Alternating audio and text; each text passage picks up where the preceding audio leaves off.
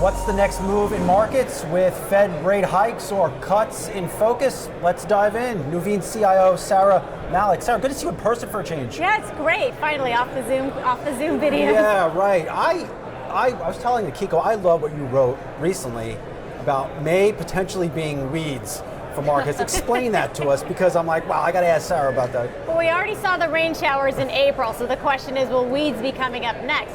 Markets are really fixated on what's the next move by the Fed. When will we get rate cuts, and what's going to be the magnitude of them? And really, there's two things for bulls and the bears. For the bulls, payrolls missed for last month, and also manufacturing data has been weak with Q1 GDP missing estimates. But the bears can still point to inflation, which is well above the Fed's target, and consumer spending. Until that inflation number hits the 2% Fed target and stays there sustainably, the Fed's not going to be cutting rates.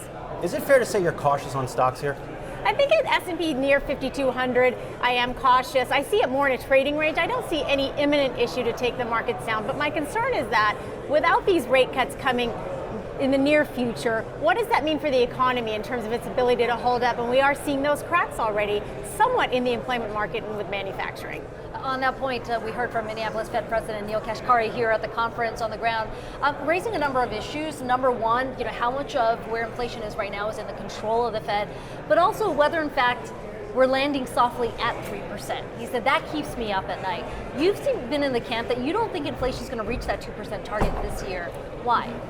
I think what the Fed has been battling is inflation, and they're trying to raise interest rates in sort of to tamp inflation. But what we've seen is, a couple of years of rate hikes, and inflation is still, if anything, starting to re-accelerate at the beginning of this year. So and there's another thing that's out of the Fed's control that does drive markets, and that's earnings. Earnings have been very strong, and they've been led by technology companies. We have the large digital shift to artificial intelligence. That's been driving earnings higher, and that could continue to, and that's really out of the Fed's control too. So it is a challenge for them right now, trying to slow the economy enough so that they can clamp down on inflation. One of the things that we heard from Fed Chair Jerome Powell last week, Neel Kashkari seemed to reiterate here at the Milken conference, is the labor market may be sort of that impetus that drives a potential rate cut. In other words, even if inflation remains at 3% or above, if they start to see more deterioration in the labor market, that would be a reason to cut. How are you thinking about those two mandates right now? Well, first of all, April's employment consensus was a high hurdle. It was one of the highest consensus numbers we've seen since 2022. So it was going to be a hard one to beat like we've seen in prior months. So I wasn't surprised to see payrolls miss this month, but they're still reasonably strong. Markets rallied last week on the Fed's comment because they were actually relieved that rate hikes were taken off the table. I'm not convinced that we're not going to see another rate hike. If inflation re-accelerates and the economy remains strong, I think you could be bringing a hike back on the table. It's not our base case, but I think it's still an issue out there. Let me just check some of these off. Job market slowed down a little bit. Economic slowdown is happening based on GDP. Election season, inflation is still high. Are investors still being very complacent? Well, economy slowing moderately, so not in a recession. Election years do tend to bring higher volatility, but markets tend to go up in election years, so that's kind of a neutral, even somewhat on our side. So those are important, and let's go back to earnings, which are the real key driver of markets. Earnings have been strong. 80% of companies in first quarter of this year have beaten earnings consensus. That's a positive for the markets. It's led by technology stocks, where I agree we need to be a little more selective, but that earnings, as long as they continue, I think markets can stay resilient, even though they are a little bit expensive. As you look ahead to the second half of the year, the election on the calendar, obviously, where does political risk factor into your overall assessment when you're looking at your I'd say portfolio? short-term volatility, long-term less volatility, because we'll go back to the economy and earnings once the election happens. But leading up to it, more volatility in the markets, and we do have new things to consider this year. Even though the candidates are known, which would be sort of a positive for the markets because they like transparency and clarity, think about artificial intelligence, potential misinformation, international issues, how we're dealing with all of these geopolitical issues. Those are going to be important to the voters, and that could also impact market movements and election volatility. Mark Lazary, the founder of Avenue Capital, told me, because everybody is so over-allocated or over-invested in the magnificent seven names, NVIDIA, Apple, Amazon, you name it, we might be now looking at a year of underperformance because everybody is invested in these names. Do you agree with that?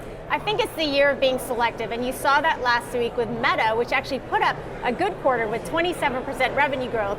The whisper numbers were for 30% revenue growth. Stock goes down because it's overowned. Now you look at Apple, where if you look at the fundamentals of the quarter, it's more about the next iPhone cycle, seasonality trade, but stock was underowned, so Apple goes up. So I think that crowding in these tech stocks is important for these stocks. But then we have these more resilient ones like Amazon, Microsoft with its multi-year head start in artificial intelligence. These should continue to be like the little engines or the big engines that could. You mentioned it's time to potentially look for defensive assets. Isn't Apple or an Amazon a defensive asset?